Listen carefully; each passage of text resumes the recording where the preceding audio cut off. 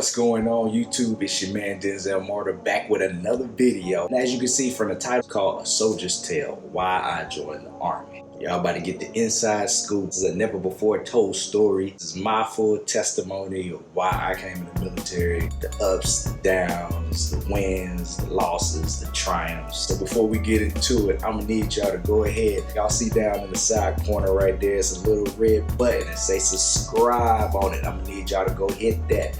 I tell y'all all the time, you gotta subscribe to the channel. Once you hit that subscribe button, go ahead and ring that bell so that you'll be notified every time I drop a new video. So without further ado, here's A Soldier's Tale, Why I Joined the Army.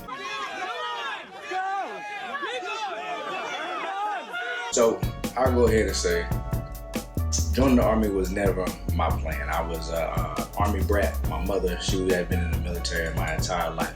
I remember going to different bases and stuff like that, seeing where she worked at multiple times. And she would always take me and my sister in to work with her. But even seeing all the military stuff, seeing the soldiers, seeing all the vehicles and stuff like that they drove, never came into my mind that that was what I wanted to do. Never turned into a passion of mine, never turned into something that I liked or admired. It was just my mom's job. Coming up, you could say I pretty much was a selfish kind of kid. To me, I didn't have a lot. I didn't have a job a lot of the times. As a teenager, I didn't have money. I just always wanted to be with my boys. I wanted to hang in the streets. I wanted to be the next up and coming rapper. Everything I did, I always just hung out with my boys, always recorded music, always was just doing stuff towards music. I was one track minded, so that was all I wanted to do in my life at the time. But to go back, I think I'm gonna have to tell like the pre-story before we get to that particular part of the story.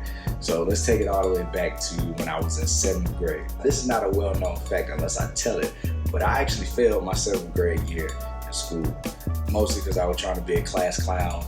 The only class I really passed that year was PE. Are you dumb? The main reason I failed was because I wasn't doing any of the work. I had this idea that if I passed the test at the end of the year to go to the next grade, I would automatically go to the next grade. Crazy, right? Are you dumb? So I literally didn't do no homework, didn't pass any of my tests. So by the time the end of the year came, I ended up failing miserably. Help me. So fast forward back to my high school days. By the time I hit my junior year, I had the opportunity to be able to make it up. Since I wasn't going to graduate the year that I was supposed to, they gave me the opportunity in my junior year to start taking online classes for my senior year.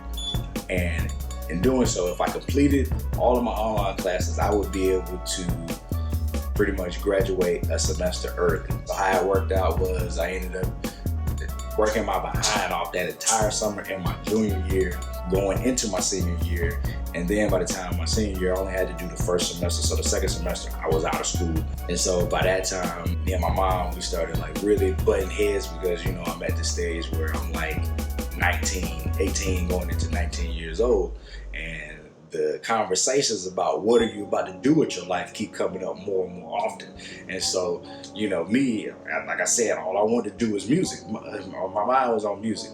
And so the plan originally was for me to actually go to Full Sail University. This was back in like 2009, this time frame, 2009-ish. And Full Sail wasn't popping like the way it is now. Everybody, you know, world renowned. Full Sail University down in Winter Park, Florida. But at the time, Full Sail was like my dream school because I had only seen it in magazines that my uncle used to buy, which was XXL magazine.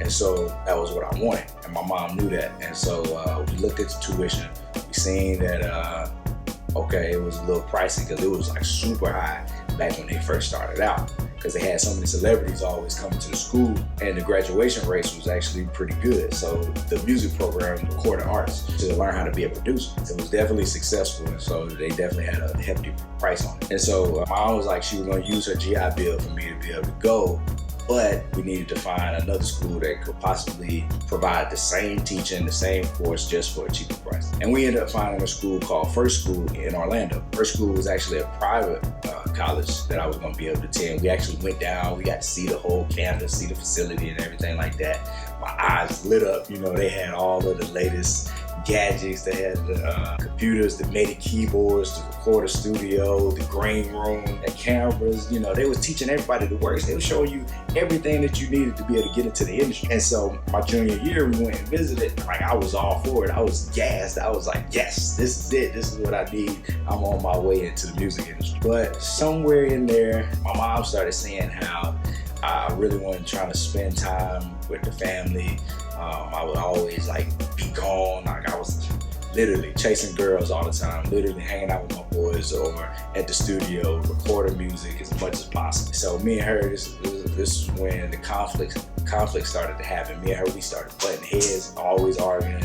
I probably like wasn't doing chores and stuff like that, like just kid stuff.